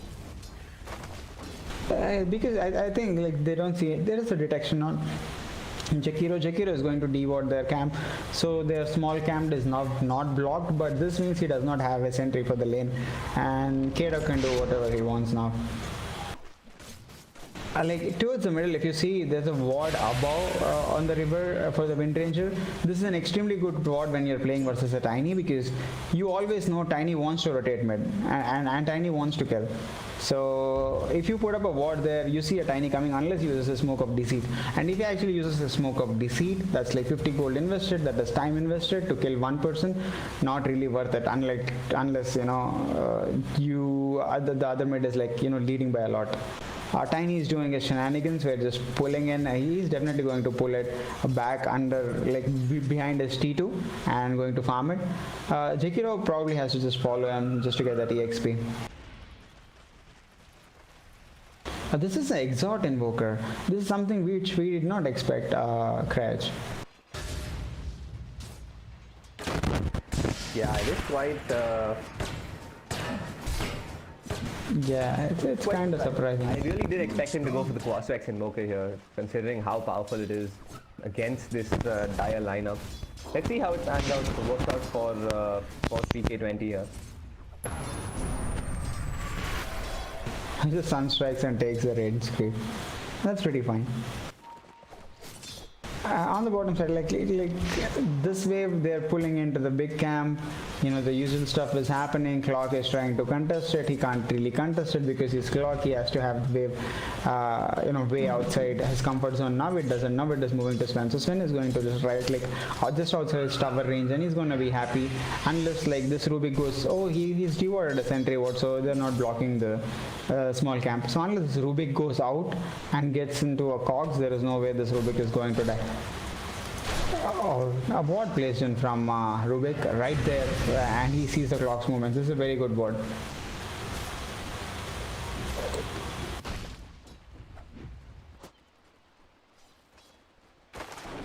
If you just look at the CS stats, Invoker and Wind Ranger are exactly the same.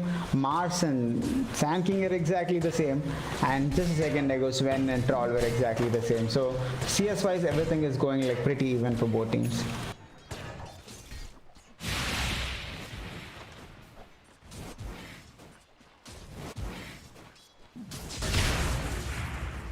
Top lane, Troll making a play onto the Tiny. Oh, he actually dusted him. And I think, oh, there's a Sunstrike coming in. K-Dog is not really going, oh. That's a nice Sunstrike. Troll wasn't really expecting it. Oh, toss comes in, but the toss does not really hit him. If that toss hit on the Jakiro would have definitely died because there was a burst strike. Ready to rumble.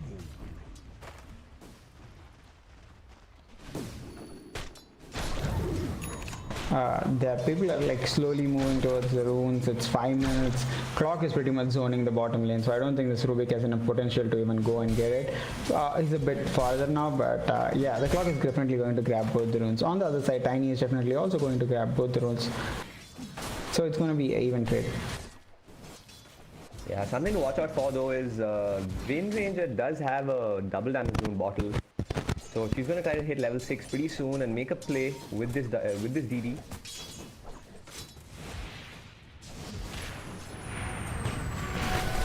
Yeah, the 5-minute rune comes in and they're going for the clock. Oh, that is a very nice God's review coming in from the Mars. And Mars actually speared Sven and he's going for the Rubik. He's definitely going to get the Rubik. Is Rubik going to juke it?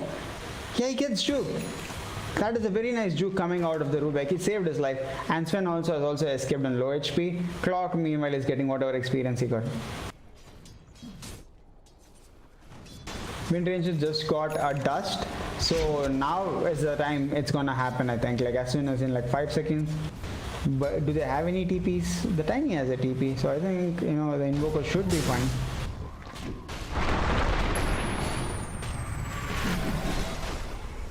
Invoker has no mana, he has no stick charges. Tackle shot here, I think the Invoker is dead. Missed that play. Oh, on the top. Tiny goes and trades himself for a Jakiro. Another Sunstrike might come and this time Basic realizes like, hey, I'm not going to die like the last time, so he just gets out of there. But the problem is there's not, I don't think, enough mana for a Sunstrike. He just gets it. It's on 1 second CD and that's the only reason why Sand King did not try to commit for it.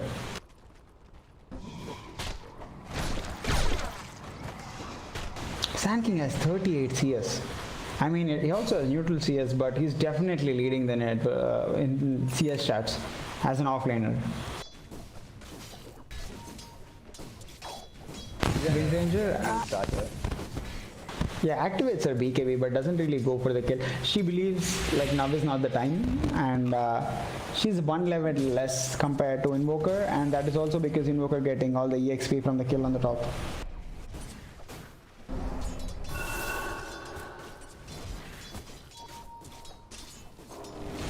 This Mars is diving. Unfortunately for Mars, creeps are there. Oh, he gets him. Rubik is definitely dead. There's no unfortunate. Oh, that's a God rebuke. He tries to escape. Sand King comes in with the, he has a 2-man burrow strike. Oh, he kills him. He's going for another kill. This Sand King is so good.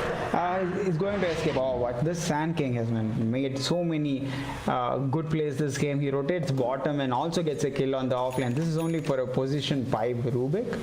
Definitely not worth it, and very good play coming out of K-Dog.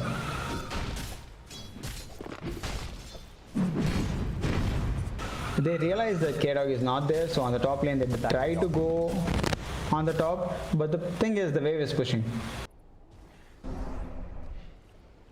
So this is sleeve. All of this is like free experience for Tiny, and Tiny players just love it because they generally give all of the XP to the offlane, exactly how Sanking is at level 8.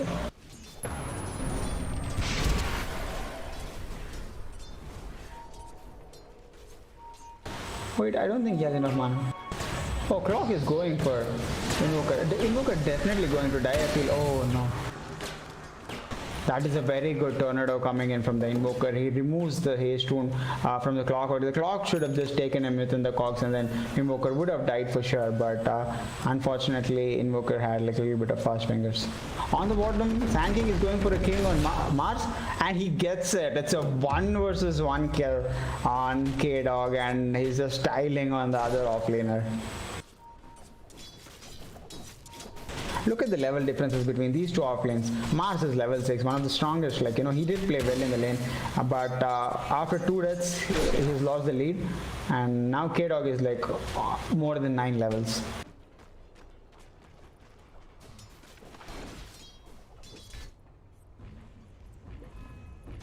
Crash, what do you think the Radiant team should do to get themselves back into the game? Slow the game down a little bit. Stop giving these unnecessary kills. Your Troll Warlord is farming well, so I think you just try to make plays with focus fire, get kills and get out. That's it. That should be the goal for random fire. Yeah, the win range rotated bottom. Sand King. They are also setting up for the 10 minutes run. Oh, Sanking is now going to die. There is no way Sanking survives that, right? 2 dust are popped. Oh, Sanking almost kills the Wind Ranger. Oh, that is a very nice ult from Mars. Is he going to die for this? Oh, the Sanking is going to survive. Oh no, he's not. Finally, I think this is a worthy trade. This is totally a worthy trade. Invoker comes in with a tornado, but that's like kind of pretty short because of no levels in his Vex. And 2 bounty runes going for the side of Dire, and Ascension picks up the other 2 on the other side. So it's 2 for each. Clockwork now takes the book, so it's definitely level 6. Now is when he can start making plays.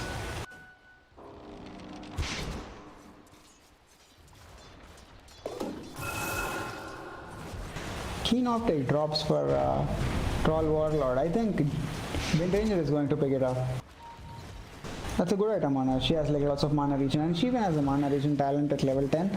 So the amount of mana she needs is not really. It will be definitely more than what. She will definitely less than what she uses. Yeah, another double damage bottled up for the Windjammer as well. So we'll be looking to make a play.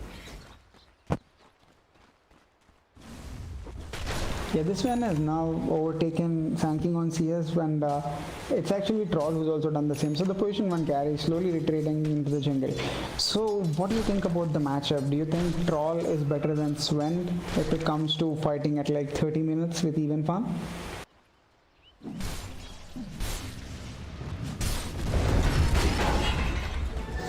Oh, there's a wood shot coming in, and a pushback, and a ice pack. Invoker, you're gone.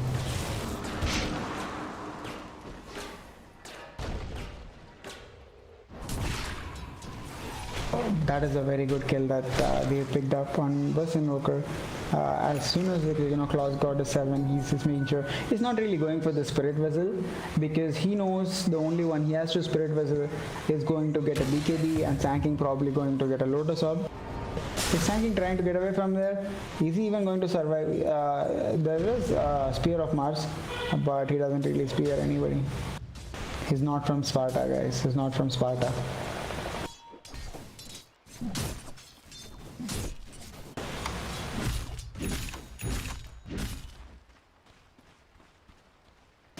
They are setting up to push the bottom T1 tower. I think it is going to go down because nobody is really trying to contest. Oh, not really. Just when I say that 3 of the Radiant heroes are there, they pop their drums. There is a cold snap. Oh, nice. But like you put yourself in your box, like who is dropped here with whom? There is the arena. Sunstrike misses, it doesn't hit anybody, and Invoker dies another time. K-Dog is also going down to a power shot from the Sven Ranger. So now they can freely take this bottom T1 tower. The defense turned it on right now. They should have probably let this bottom T1 tower go. This bottom T1 tower is probably the most useless tower for Radiant, so whenever somebody is trying to take it, you just give it. Unless you fight as 5 and you're like leading.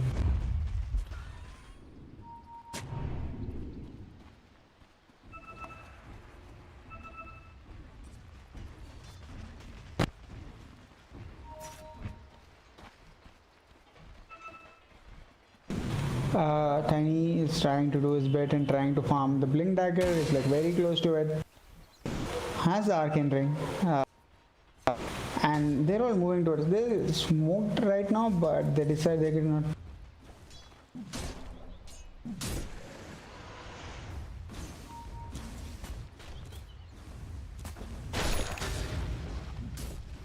Oh, Invoker is now trying to defend the mid lane. The Invoker, with 2 consecutive deaths with threads and a Cos Exhort build, he's suffering a little bit. I mean, he only wants to do his Sunstrike. He doesn't really want to be in fights, because if he's in fights, he's definitely going to die.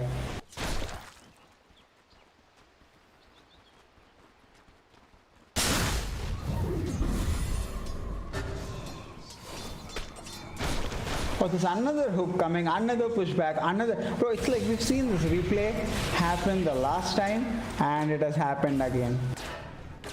Versatile PMA with the clutch hooks this game. Definitely Invoker is suffering right now. If you look at the net worth charts right now, Invoker is 6th in the net worth. He's 6th in the net worth, and below him is position 4 Tiny. Things are not looking great for the Invoker, guys.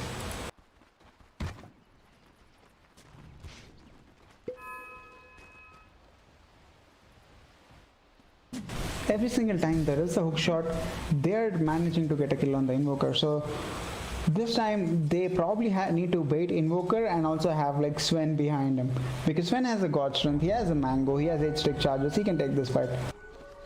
As usual, 2 runes go for 2 of the teams, and Tiny is getting his Blink Dagger. He's already has his Blink Dagger. He has a Smoke of Defeat. I think this is the go time. Like right now, Wind Ranger has no mana on her, and if they just go and like initiate on someone, all Wind Ranger can do is like try to get a little bit of mana from the bottle, but she will also die. Sand King is being scouted, but like the Clockwork is being spotted by the Observer. This is one good Observer coming out of the Jakiro. Now they know if somebody is coming into their jungle or not.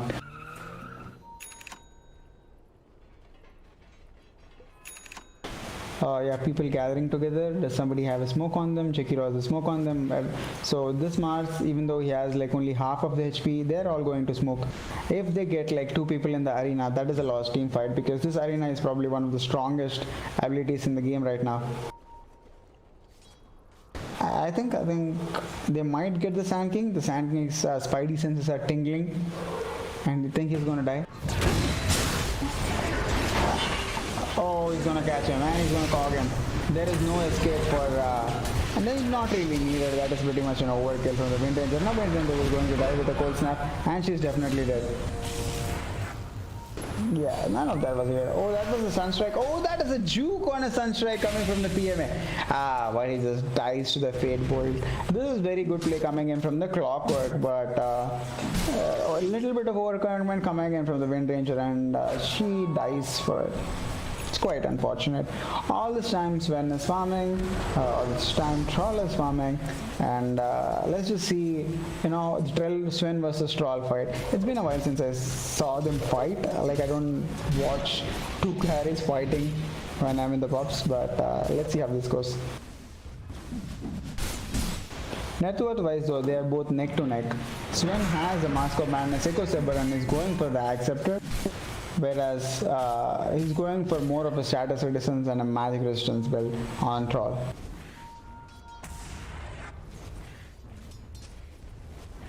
So picking a Wind Ranger into a Tiny is something that Liquid did in TNN Grand Finals. Liquid as in Nigma, which is the 5th game. and the Jerax Tiny kind of destroyed Wind Ranger, literally giving them the TI win. If Jerax was not there on the Tiny, things would have been different, and now it's the same case. You pick up a Wind Ranger into a Tiny and you expect to do well, which means you shouldn't be showing on the map. Oh, there's a blink toss coming in. Oh, he does the blink toss combo and just walks away like a superhero, but unfortunately the Sunstrike is not enough damage. It's max level of Exort. This Jakiro, man, he has like a cloak and an innate 25% magic resistance, so you can't really take them out. But now you're dead, Tiny. There is no way you're surviving this. It's definitely going to be a shackle and you're gonna die. Is he gonna power shot? No, he's just gonna let them right click to death. Now we have like 4 people on the bottom lane. Tiny is dead. Do you really want to push? I don't really know. And Troll keeps farming in the middle lane, and as usual the carry. Troll seems to be pulling ahead by a little bit of margin, not by a lot, but that doesn't really matter in the end, I feel. Now they're pushing without a Troll. This is like dangerous territory. But I think this is because they've seen the Invoker TP top. No, Invoker just walked top. He actually has the BKB. Actually has a TP. Are they really trying to push without a Troll? This would be one catastrophic decision, especially with Blink Tiny. Unless they get out right now, things might look like kind of awkward for the side of Dire.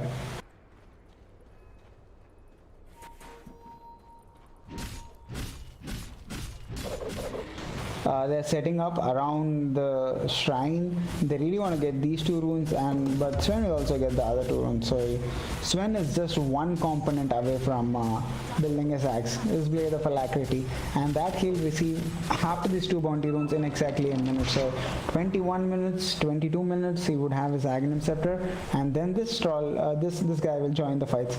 Troll, does he have a BKB? He does not. So it's as oh, there's a blink toss combo. Oh, this Troll, is he going to die? If he gets picked up, he's definitely going to die. Oh, he gets to pull off his ultimate. There is an ultimate coming out of the tanking. There is no way this Troll is surviving, but at least he gets like 1 kill in return. He has a BKB, and he also, why is he running away from there? Wind Ranger should be running away from there. See, this is the same thing. With the Tiny, you are always getting combos. There's the Arena. Oh, that is a beautiful ice path. Is that a 2-man shackle? That is a 2-man shackle before he went for the thing.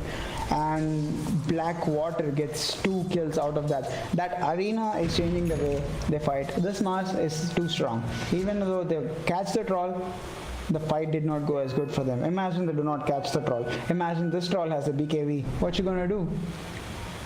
Unless Sven comes and destroys somebody, deletes somebody, I think Troll might have an advantage, because if he starts bashing the Sven, even Sven dies.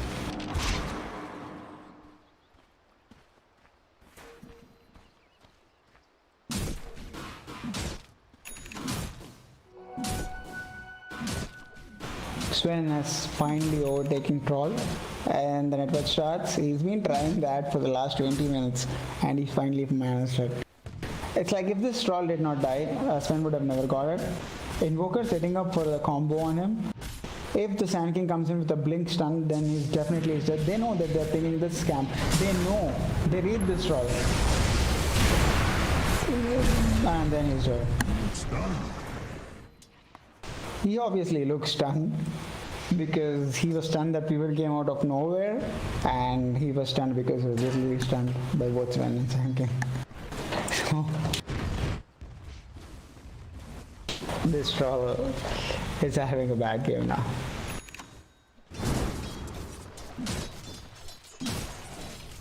Jakiro is trying to get the little farm. So this is what it is, right? Like, so you do not get the Troll get his BKB. If you let the Troll get his BKB, things would be different. Instead, they ganked him twice now, which significantly put him back. You would have had a BKB and 1000 gold on top of it, but now he doesn't, because he's not farming all the time, because he has to. The smoke is farmed by both Rubik as well as Tiny. I think this Rubik just right-clicked those creeps, so he lost the smoke effect on him. But you know, he gives the ward to a Tiny. Is like, go my boy, go and ward somewhere. So Tiny goes and wards here. He sees a Wild Ranger. If Sven is there, but there's an Arena, dude. They saw the smoke. They are ready for the smoke. They're standing on the high ground. But there's an arena. Is this going to be... Oh, that is like a 3-man stun. This Wind Ranger might have to pop her BKB, otherwise she's going to die. She pops her BKB. And she uses ultimate on the Invoker, and Invoker just dies. This Tiny should have probably comboed someone. They scout the Tiny. They know the Tiny is there. If this Tiny does not blink out in 1 second, he blinks out. Fortunately for him. Oh, Jakiro, you probably should have used your, skill 3 or skill 1, but that's okay. And now it's time for, there's no arena. So there's definitely, there's still arena. 4-man smoke, it is removed by the Jakiro. Jakiro is stunned. It is not, this ice path steal from the Rubik. That is a very good shot, but it is only a level 1 ice path. He wants to go on the clock. 2 more hits and the clock will die. A lift coming out of Rubik, and then Fate Bolt seals his fate. Oh, he's definitely going to the other side. He's definitely going to get the kill on the Mars. That is a beautiful Burrow Strike and stun coming out of the... Oh, that is... Oh my god, the interaction is next level. There is a strength. Oh, he just goes for the Wind Ranger of all the people and hits one more hit for the Hydra, and then Hydra also goes down. The interaction there was pretty crazy. So the Sven was going to stun. Okay. Oh, okay. And then Jakiro also dies. The Sven was going to stun, and he got tossed to Mars. Midway through the toss, he gets speared, and then he hits the tower and he gets stunned. Like so many. Dota is such a complex game, and so many different mechanics you have to understand. So it's great to see a little cute plays coming out of these guys. On the top lane, Tross switched on his BKB. He doesn't have... Oh no, that is another death for Tross. Sanking is waiting for it as a stun, Sunstrike, and we are dead. You are done, but nah. There is no way you're surviving this. Oh my god, this is tiny. Alright, the moment Sven had this axe, he has changed the game. Yeah, Crash, I can hear you now. Ah, okay, sorry, I'm really sorry. My mic's being No, it's fine, it's fine. really weird today. Yeah, so what happened in this game was Troll got his Aghanim Scepter. That's all. That's all I can say. Sorry, not Troll. Sven got his axe. Yeah, Sven got his axe. Sure. Then, There's nothing else to say. oh, mid lane, arena committed, but the spear not on, slightly off the mark. He just Burrow Strikes out of the arena. Oh, I don't know you could Burrow Strike out of the arena. That's okay, that's a death. Like, he's not really going to survive that. Sven just pops his God Strength and he's hitting the tower. Medallion is put on top of him, hitting the Roche Medallion is put on top of him, and the pure damage Sunstrike. 3 more seconds, they know, but they can't contest. Do you think they can contest? They have no arena. There is no way they are getting this Roshan. Here. Nice part to follow as well. BKB popped by the... Oh! This Wind Ranger dies to the cleave. BKB switched on from the Sven. He just goes on top of one guy and just dies. Oh, that is a beautiful Sunstrike, a blind one. Connects on the Troll. There's a toss coming in from the Tiny, and he's going to use his... Troll has the Aegis. Oh, I don't see him steal the Aegis. That was pretty good. Snatch the Aegis. Troll snatch the Aegis. Oh, he managed to pop his ultimate. They have too much control for him now. Sanking might die. Oh, that is a shackle, but he gets tossed out. That's a good power shot coming in from the Wind Ranger. Just snipes the Sanking to the back of his head, and Sanking just goes down. I mean, the fight went terrible for the side of Dire even after snatching Aegis. I don't know how they would fight now. Yeah, it feels like they have so many things to kite this Troll around that once his BKB is done, he's pretty much a non-factor. You have Deafening Blast, you have Storm Hammer, you have Burrow Strike, Yule Scepter, you have Lift from the Rubik, Avalanche. Like, you just cannot stand and fight as a Troll once your BKB is down. And the worrying part is it's already down to an 8-second BKB. Yeah, I mean, it's a 27 minutes mark, and now is when your Wind Ranger gets an MKB, and yes, Troll Warlord is just going for a basher when it's probably Satanic would help him more with all the control. So the item choices and the fact that they would not go together Like you switch on your BKB and you ult, and then a couple of people die as a troll, like if you're a troll. But instead, the BKB is popped at a different time, the ult is popped at a different time, and you're getting controlled all the time. So things look rough for the side of Dire.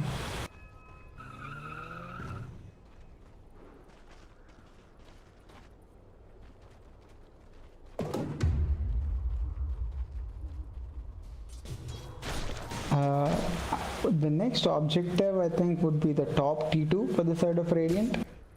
Not really sure why they are setting up towards the bottom part of the map. Like they need to control the jungle where the troll farms. Troll is currently farming and he's doing his job well. He's happy, and next he'll go into the jungle, he'll farm that. If you're sitting at bottom, oh, this is Shackle coming on top of the Invoker. Oh no, Invoker is being saved by this Mars. There's a hook coming on top. That is, oh my god, this Invoker, it just dies to Blackwater anyway. I think this Mars really is, not able to control the Sven at this point because he has a BKB. But yeah, they have so much control right now that they even got the Invoker who was actually saved by the Mars. It's a very good trade for the side of Dire, especially when they're like 8k, 9k down, and they pushed it back to 6k. Yeah, it all clears out that tier 1 tower as well, top lane. So a little bit of extra gold coming the way of Dire. They'll take whatever they can get at this point in time. Yeah, and the troll being left is like a huge problem, I feel. Troll is unable to decide between his Paladin Sword as well as, Titan Silver. So just keeps it with him. What do you think is a better item, as a Troll Warlord if you're playing it? Do you think it's Paladin Sword or the Titan Silver? No, I think the Titan Sliver is much better. With the amount of stuns that the Radiant team have at the moment, you have an SNY that gives you status resistances already. The Titan Sliver adds to that, and it will make his life a little bit easier. So I think I feel the Titan Sliver. Yeah, I feel so the same as well, because you already have 80% lifesteal in your ultimate. Why do you really need a Paladin Sword, to be honest? And on top of that, I feel like if you buy a Satanic here, I know there is not really a lot of damage and Abyssal is the only way to control the Sven, but this Wind Ranger can ult through Sven's BKB. So if you actually buy a Satanic after having 2 status resistance items, there is no way any of them will kite you. And you even have a Satanic active to come back to full HP and an ultimate. So this is literally Wraith King on steroids. So minor adjustments would help a lot for this troll. Ruby gets disconnected, which is quite unfortunate.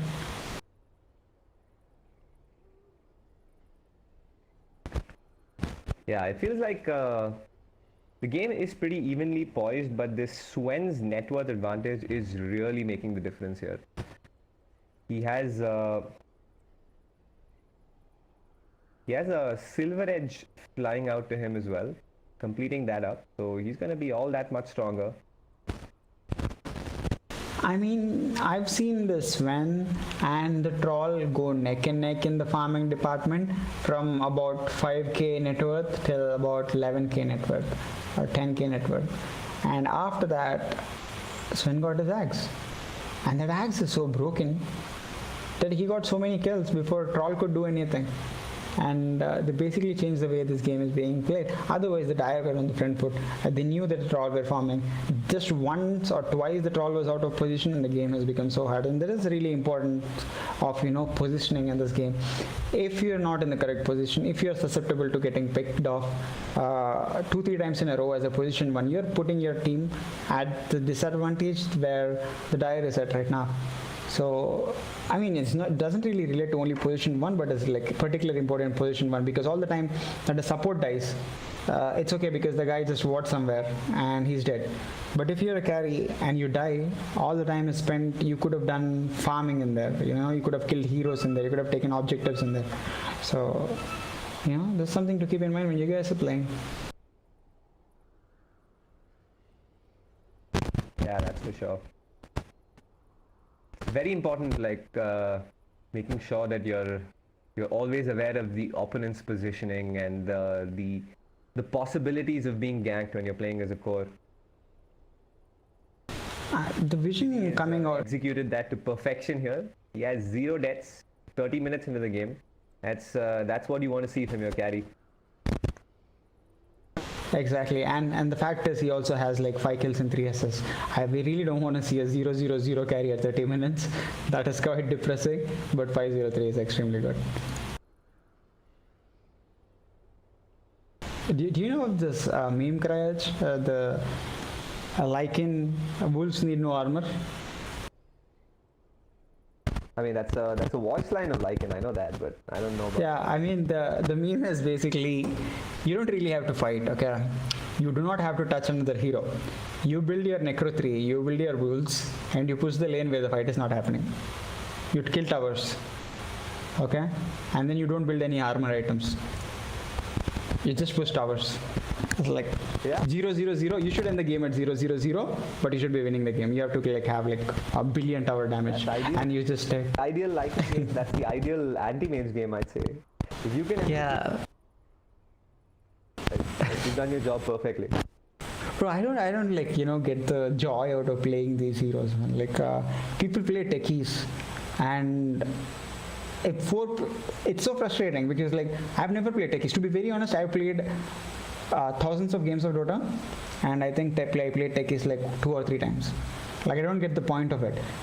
You spend the entire time casually mining in the places somewhere on the map without really, you don't really have to worry about much. And then you put it in the corners and hotspots, and then people walk over them and you die. You rejoice. Like you did nothing but just walk around and plant. You did nothing but